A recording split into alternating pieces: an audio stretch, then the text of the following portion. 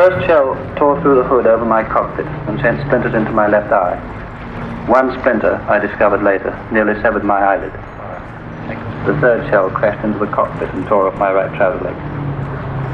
The fourth shell struck the back of my left shoe. It shattered the heel of the shoe and made quite a mess of my left foot. But I didn't know anything away to the right to avoid further shells.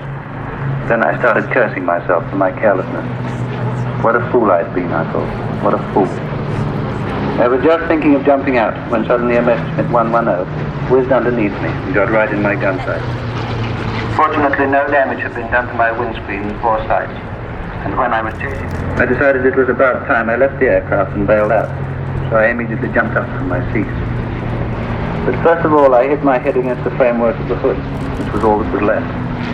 I got to undo the straps holding me in. One of them snapped, so I had only 3 to undo. Then I left the machine.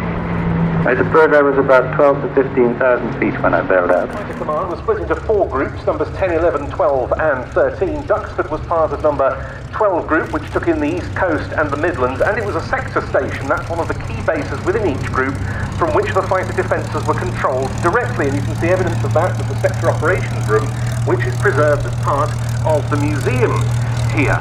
These were the plotters in those operations rooms, often WAS, members of the Women's Auxiliary Air Force, would chart the progress of German raids and the positions of RAF fighters going after them. The main Luftwaffe single-seat fighter of the battle was